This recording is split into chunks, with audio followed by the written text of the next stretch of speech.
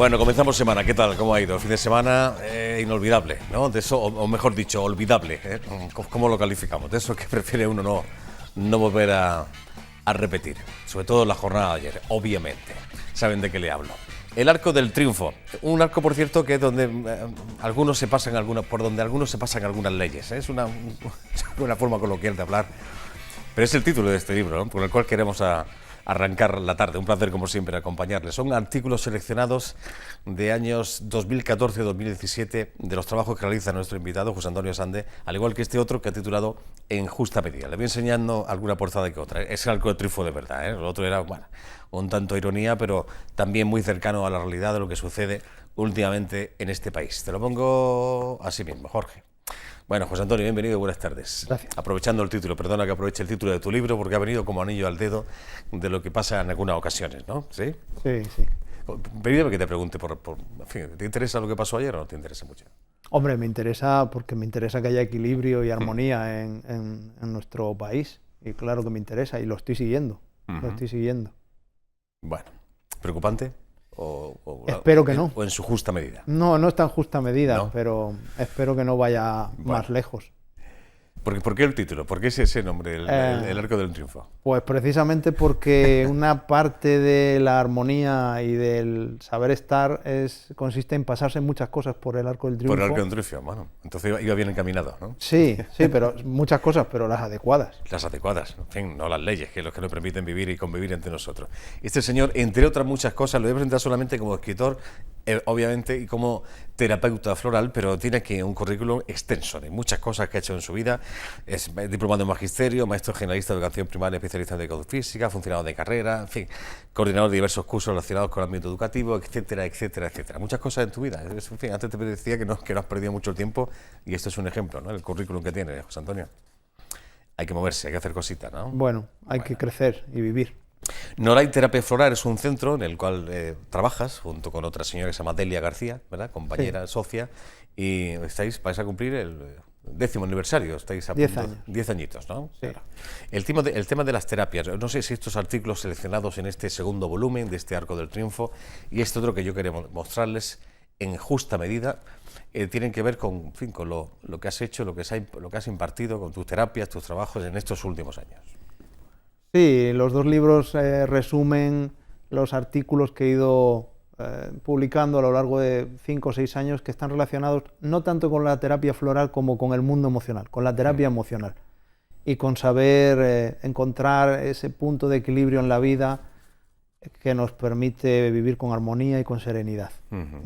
No es tanto terapia, por lo menos terapia floral, como terapia emocional. Antes te preguntaba por el Arco del Triunfo, por ese título, el que vemos aquí en esta portada, en justa medida, ¿a qué hace referencia? ¿Por qué? Porque más o menos, ¿no? Es en la misma línea que el Arco del Triunfo. Si encontramos la justa medida en los diversos aspectos de la vida, podemos vivir en armonía y vivir mucho menos estresados y que sea más gratificante el día a día. Vamos, que le podemos enviar un par de ejemplares a más de una persona que se los... Son fáciles de leer, no son muy gruesos. ¿Cuántas páginas? Tiene así como unas 150 aproximadamente, sí, ¿no? En fin, y algo creo que le ayudaría sobre el particular. Me llama la atención de muchas de las cosas que has hecho, esto que leo aquí, creador de la técnica de mapas emocionales. Las siglas son TME, ¿no? Sí. ¿Esto, de qué hablamos? ¿Esto qué es, José? Pues es una técnica que llevo 5 o 6 años desarrollando, los libros saldrán el año que viene, y es una técnica que se trabaja con fichas, con nombres de emociones y de pensamientos y de ideas que se van montando en una pizarra o con un programa de ordenador y van creando un mapa de las emociones de la persona. Lo hemos trabajado con niños, lo hemos trabajado en la universidad, lo trabajamos en mi centro y sirve para que la persona vea una radiografía de su mundo emocional, de cómo las emociones de la infancia siguen influyendo en el momento presente, cómo de una emoción se pasa a otra y a veces no nos damos cuenta. Trata de hacer una radiografía del mundo emocional. Claro.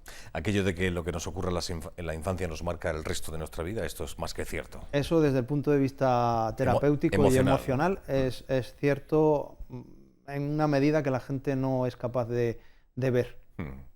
Es por eso que la infancia hay que cuidar a los más pequeños, mucho, ¿no? Mucho. Porque estamos, digamos, moldeando la persona que será en un futuro, emocionalmente hablando. Sí, sí, sí. Claro está, ¿no? Y los adultos conocemos nuestras emociones. ¿No hemos preocupado en alguna ocasión, José, de descubrirnos a nosotros mismos emocionalmente hablando? En general, la gente sufre las emociones más que las gestiona, en general. Luego, mi experiencia como profesional es que la gente quiere gestionar sus emociones para no sufrirlas. Pero eso es un proceso, eso requiere un esfuerzo, una inversión de tiempo, de energía, y no todo el mundo está por la labor. Hay gente que va al gimnasio, hay gente que va al cine y hay gente que a veces quiere trabajar su mundo emocional. Claro. Cuidamos más, me da la impresión, la estética, el exterior de nuestro ser que el interior, ¿no? Sí. Se puede ver así. Mire, sí. Se lo diga un profesor de educación física. Sí, es cierto. Entre otras cosas. Cierto. Pero si hubiese un equilibrio entre el interior y el exterior, también nos iría mejor. Pero ¿cómo regular eso? ¿Cómo llegar a conocernos un poco? Ese tratamiento, esa adaptación, ese trabajo al cual tú haces referencia. ¿Por dónde se inicia esto realmente? Pues bueno, hoy en día está toda una literatura en torno al autoconocimiento y al desarrollo personal, y yo estoy de acuerdo con ella. De hecho, lo que yo escribo se acerca a esa línea. No me gusta que se considere autoconocimiento, pero la lectura, algunos documentales, algunas películas, y en mi caso y en Almería hay una gran cantidad de escuelas de desarrollo personal que están ofreciendo ese servicio y que está creciendo mucho, Unas serán con más calidad, otras con menos, yo en eso no me meto, pero realmente empieza a haber una oferta de desarrollo personal que la gente podría acceder a ello y que les puede servir para gestionar mejor su mundo emocional. Si controlásemos las emociones, si aprendemos a sacarle partido, que no sé si realmente se le puede sacar el partido, siempre positivo, negativo sí, ya viene solo, ¿no? ¿De qué forma nos cambiaría un poco, digamos, la vida, José? Pues no, un poco no, nos cambiaría mucho. Nos cambiaría mucho porque la mayoría del tiempo, la mayoría de las personas, aunque no se den cuenta, viven en reacción. O vivimos en reacción, y vivimos en reacción a los programas emocionales que nos han inculcado en la infancia, en la escuela, en la propia vida, con las experiencias, y no nos damos cuenta de que no somos nuestros dueños.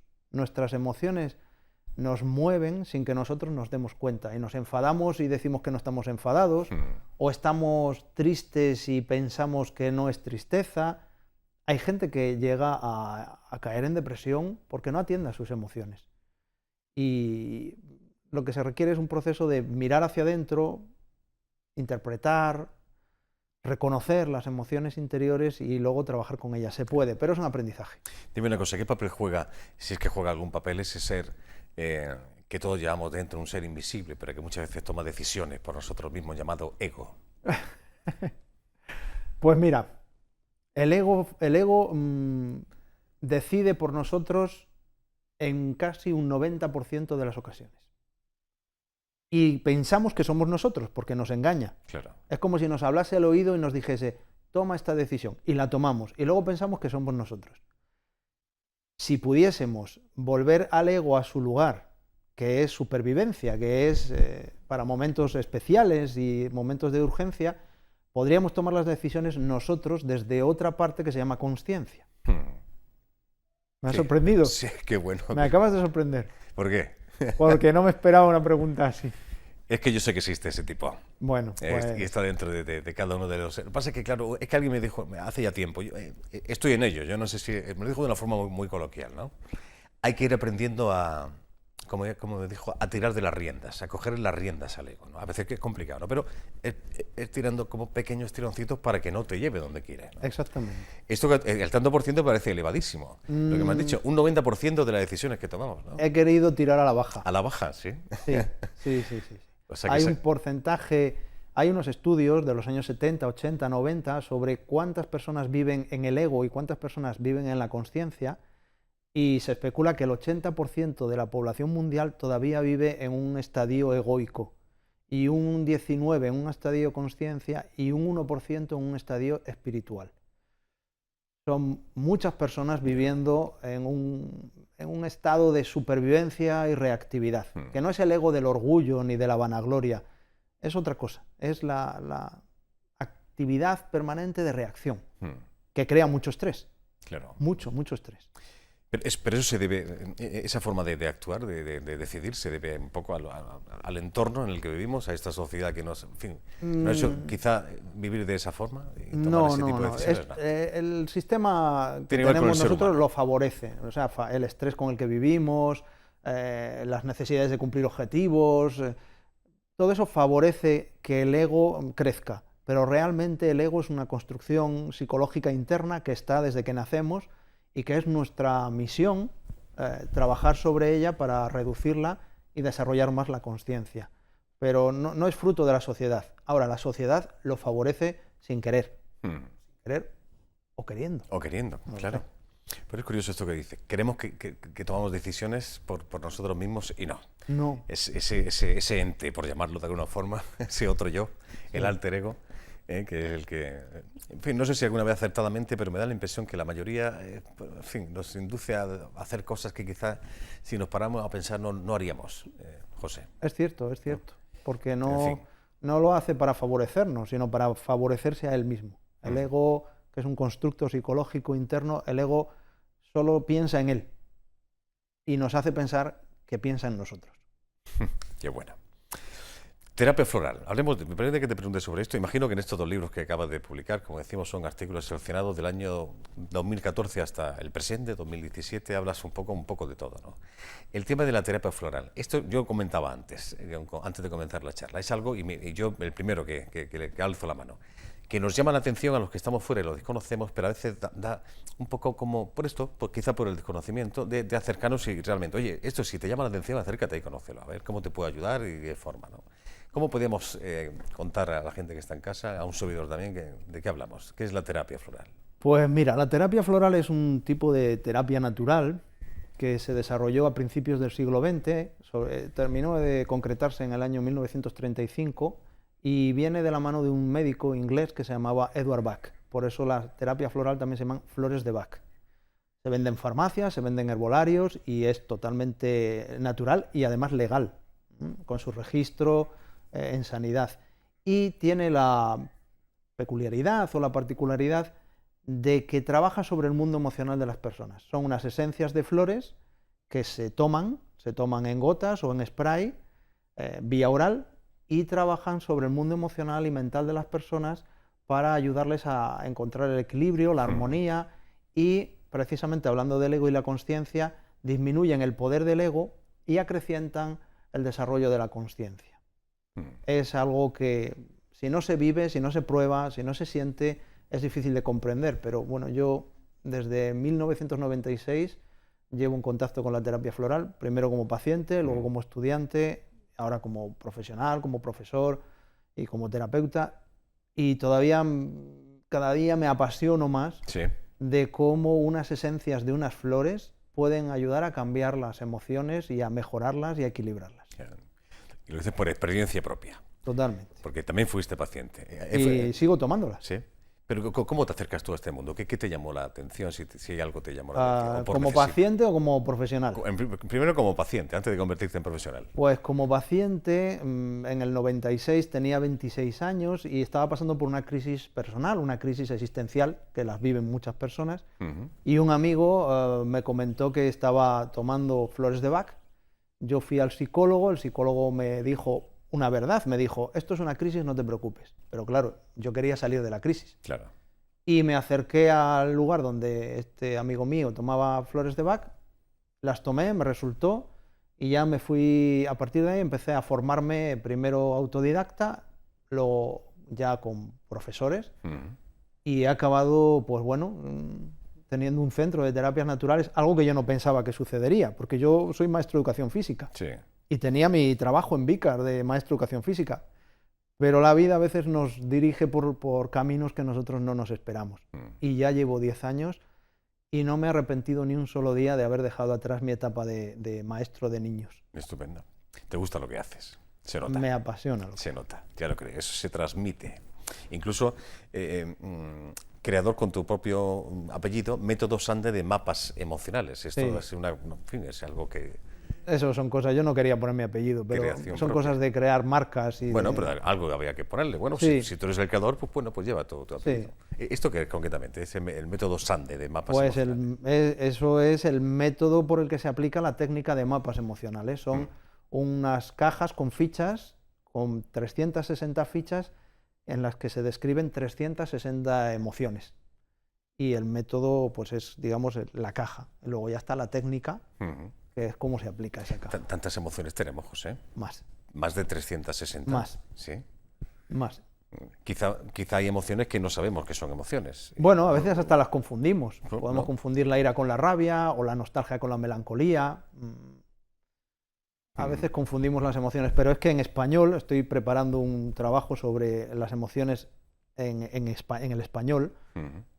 Para describir una emoción hay 5 o 6 palabras diferentes, entonces tenemos muchos matices para las emociones, muchos. ¿Cuál es la más problemática? Si hay alguna en concreto que, en fin, que destaque por encima de todas ellas. La culpabilidad. ¿Sí? Sentirse culpable. El sentimiento de culpabilidad y el pesimismo son los dos patrones emocionales más complicados, más comunes y que más limitan a las personas, pero en el día a día.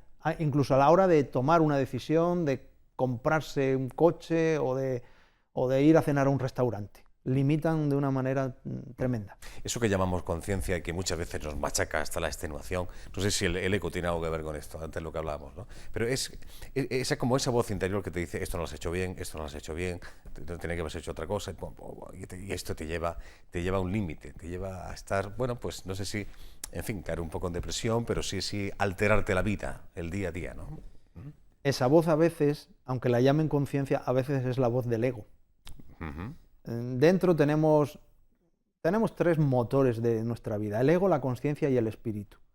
El ego y la conciencia se presentan como 2 voces internas. Hay gente que solo oye una voz. Si solo se oye una voz, mi experiencia es que esa voz es la voz del ego. Vale. Y si se oyen 2, una es la del ego y otra es la de la conciencia. Y hay que saber en qué tono habla una y en qué tono habla otra para hacerle caso siempre que se pueda a la conciencia, porque nos va a llevar a la salud. Vale. Y el sentimiento el sentimiento del amor, esto que dice que mueve montañas y que cambia a las personas de una forma maravillosa. Cada motor de los que te he dicho tiene una forma de amar. El ego ama de una manera, la conciencia ama de otra manera y el espíritu ama de otra manera. La mayoría de la gente ama con un amor egoico, que lo confunden con otro amor, que es el amor de la conciencia. El amor del ego suele ser posesivo, dominante, egoísta, incluso se disfraza de sacrificio o de victimismo o de servilismo, ¿no? Pero luego pide a cambio. Ese amor es el amor del ego y hace daño, hace mucho daño. El amor que no pide nada a cambio, ese es el más... Ese sería el amor de la conciencia, que no lo pide ni lo espera. Ni lo espera. Se entrega solamente por el Solo hecho es dar. de dar. Solo es dar, que luego se recibe. Uh-huh. Pero no da sabiendo que va a recibir en la misma medida ni en el mismo grado. Pero no es una contraprestación. Yo te doy para que tú luego me des, ¿no? No, ese es el amor del ego. Ese es el ego. Pues ese es el que impera, me da la impresión, José. Bueno, estamos cambiando. Sí, poco a poco. Todo esto que me estás contando aparece en estos 2 libros, bueno, Sí, más o menos, ¿no? Sí. Diferentes artículos que has ido escribiendo, ¿no? El Arco del Triunfo, como decíamos, y este que ha titulado En Justa Medida. Por cierto, que esta portada es de una pintora, me decías, vive en San José, se llama Estrella. Estrella, es una artista de San José que Chulísima. realmente tiene una obra, es escultora y pintora y tiene una obra preciosa. A ver si en alguna ocasión podemos hablar con ella. Por cierto, una editorial que también lleva poco tiempo, Animus Editorial, con sede en Roquetas, ¿verdad? Ha sido quien te ha publicado estos 2 libros. Sí. ¿Algo que añadir, José? Se nos quedan muchas cosas. Pues, hombre, pero, en fin. mira, yo doy clases durante años y años, podríamos hablar mucho, pero de verdad que me ha sorprendido que me preguntases por el ego y la conciencia. Sí, bueno, seguimos hablando otro día, ¿vale? Cuando tú quieras. Y enhorabuena por ese 10º aniversario. Por cierto, si tienen algún interés en conocer personalmente a José, en fin, la gente que trabaja en Noray Terapia Floral, que ¿cómo se llama? Estáis en el Parador. Sí, en el Parador de Concretamente, Roquetas. Pues muy cerca del Mercadona. de Mercadona. Eso es una pista. Sí. Gracias, José Antonio Sande. Gracias a ti. Hasta la próxima. Hasta la próxima. Tengo el teléfono a un realizador audiovisual, aunque en esta ocasión es director teatral, ahora les explico. Hace poco estaba en Almería presentando un acto y también rodando su última película, pero este sábado van a estar en el Teatro Apolo a partir de las 9 de la noche con una obra que él dirige, la escenografía también es suya, y que tiene a Carmen de Burgos, la Colombine, como protagonista. Estamos en ese aniversario, 150 aniversario del nacimiento de una mujer que cambió y abrió muchas puertas a mujeres que vinieron detrás. A ver, que lo diga el nombre, que se me ha ido. El amigo Viruega, Juan Francisco Viruega. Buenas tardes, hombre, desde la distancia, vía telefónica. Hola, ¿Cómo estás? Joaquín, ¿qué tal? ¿Cómo estás? ¿Qué pasa, hombre? Bueno, hace una horita aproximadamente habéis estado ensayando, terminando, no sé si de los últimos ensayos de cara al sábado, Juan. Sí, bueno, estamos con los últimos ensayos. De hecho, estamos incorporando ahora todos los elementos de música, vestuario, iluminación. Realmente la obra está prácticamente montada y bueno, ya tenemos muchísimas ganas de llegar al Teatro Apolo este sábado a las 9 de la noche y poder estrenar la obra para que la puedan ver los almerienses. Así es, hay por ahí un cartelito, ahí estamos hablando con Juan Francisco Viruega, que lo ven en pantalla. Isabel Ampudia es la actriz elegida, Juan, para encarnar el papel de Carmen de Burgos, ¿no? Sí, Isabel, nosotros trabajamos hace unos años juntos en un cortometraje en Postales de la Luna, que rodé también allí en Almería hace 5 años. Y bueno, habíamos seguido en contacto. Es una actriz descomunal que a mí siempre me ha gustado muchísimo. Le he seguido toda su trayectoria profesional. Ella tiene más experiencia, por supuesto, en cine, en películas que en teatro. Pero últimamente también ha entrado y ha eclosionado en la escena teatral madrileña, haciendo unas 3 obras concatenadas bastante buenas y haciendo un trabajo maravilloso. ¿Desde qué punto de vista se aborda? Porque desde fin de Carmen de Burgos se ha hablado, y hace poco estuve hablando también, hay una obra por aquí con Pilar Barberá también encarnando un poco, leyendo algunos de sus textos de encima del escenario, pero tú, ¿cómo?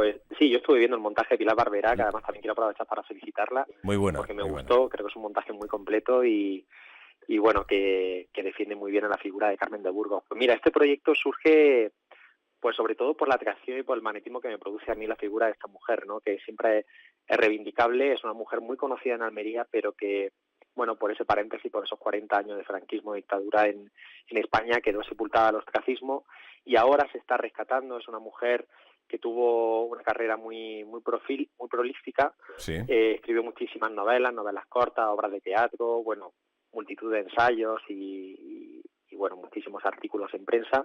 Todos conocemos su obra escrita, pero bueno, nosotros no queríamos centrarnos en eso, ¿no? Tanto Rosa Jiménez, que es la dramaturga y es una muy buena amiga mía, es una estudiosa de su obra de hace muchísimos años, tanto Rosa como yo que nos queríamos centrar en la persona de Carmen de Burgos, en esa mujer que nace, crece en Almería, se casa allí, tiene que romper con todo lo que le ata, con toda esa vida tan clásica, tan convencional que lleva en Almería, con esas infidelidades por parte de su marido y bueno, empezar a opositar, ganarse un puesto de profesora para poder tener una fuente de ingresos, salir de allí y hacerse una persona completamente autónoma y sobre todo aprovechar la vida para desarrollarse profesionalmente en lo que ella quería, ¿no? Que era escribir y sobre todo defender los derechos de la mujer. Así es, y sobre todo en una época donde pocas daban ese paso, por no decir casi ninguna. Fue muy, muy valiente. Hay una frase que no sé si se utiliza en la obra que dice así, en voz de la Colombine: y yo, que había sido libre en Rodalquilar, de repente me vi atada y quise escapar de esa jaula, ¿no? Define un poco cuál era su pensamiento y su objetivo, ¿no? Sí, es una frase, de hecho, bueno, no es una frase de Carmen de Burgos, es una frase escrita por Rosa Jiménez, por la dramaturga de la obra. Dramaturga. Pero que yo creo que representa muy bien cuál es el pensamiento de esta mujer, ¿no? Es una mujer de clase media alta, de hecho su padre era vicecónsul de Portugal, era una familia muy conocida en Almería, tanto la suya como la de su marido, la de Arturo Álvarez Bustos, y bueno, es una mujer a la que le costó mucho romper con eso, romper con su matrimonio, coger a su hija, meterse en el tren e irse primero a Guadalajara y luego a Madrid para trabajar, ¿no? Para hacerse una mujer. Y bueno, sí que en la primera mitad del siglo XX, sobre todo antes de que nazca la Segunda República, surgen una serie de mujeres, sobre todo Clara Campoamor, Victoria Kent. Hay una serie de mujeres que sí que empiezan a luchar y a alzar su voz para luchar por el sufragio universal, por el voto femenino, porque exista una ley del divorcio. Pero yo creo que Carmen de Burgos, que nunca pasa a primera plana, lo hace a través de su pluma, a través de sus escritos, pero sí que en pocas ocasiones se sube a la palestra, a un escenario para alzar su voz, ¿no? Es una mujer que de alguna forma se hace presente en los círculos literarios de aquí de Madrid. Es una mujer que viaja mucho al extranjero, que tenga contacto con otras intelectuales, con otras feministas europeas. Es la primera corresponsal de guerra, no podemos olvidar de eso. Es la primera corresponsal de guerra mujer. Así es. Que va a cubrir el frente de Melilla durante la guerra. Y bueno, es una mujer pues que ve mucho mundo y que sobre todo intenta traer ese pensamiento a España, ¿no? La España de la época. Me llama la atención, por lo menos a mí, no lo sabía esto, Juan, como realizador audiovisual, el mundo del cine sí te conocemos, y yo personalmente, alguna vez hemos hablado incluso aquí en este plató, pero tu incursión en el mundo del teatro, no sé si es la primera vez o algo habías hecho anteriormente. No, que va, de hecho, yo empiezo haciendo teatro, haciendo teatro en la Universidad de Granada, dirijo allí una compañía de teatro universitario, luego me vengo a Madrid y aquí hago también, al mismo tiempo que estaba estudiando cine en la Escuela Oficial de Cinematografía, en la ECAM, ya estaba dirigiendo obras de teatro. Lo que pasa es que hacía 5 años que no dirigía teatro, estaba centrado en el sector audiovisual, en la docencia también, que me la tomo muy en serio. Y bueno, realmente la excusa ha sido la necesidad que teníamos, tanto Rosa como yo, de reivindicar a la figura de Carmen de Burgos. Queríamos escribir una obra precisamente para poner de relieve pues todas las contradicciones que tiene este personaje, como las tenemos todos los seres humanos, y para conocer a esa mujer, el lado más humano, es decir, no el lado político, no su faceta de escritora y de periodista, porque yo creo que es muy conocida en Almería, sino centrarnos en esa mujer que de alguna manera va aprendiendo y va dando pasos de gigante en su propia vida personal. Así es, una de las escritoras y periodistas más revolucionarias de la mitad del siglo XX. Recuerdo, este sábado, el día 7, este primer fin de semana del mes de octubre, 9 de la noche en el Teatro Apolo La Colombine, una pieza sobre la vida y obra de Carmen de Burgos, Rosa Jiménez y Juan Francisco Viruega, que están tras la dirección de esta obra teatral. La actriz, la que encarna, la que se mete en el papel de La Colombine, se llama Isabel Ampudia. A ver si nos vemos personalmente, seguimos charlando un día. Juan, gracias por atendernos. Muy bien, muchas gracias a ti, Joaquín. Un abrazo. Hasta la próxima. Bueno, una pequeña pausa. Enseguida estamos de vuelta. Más cosas que contarles. Hasta ahora mismo.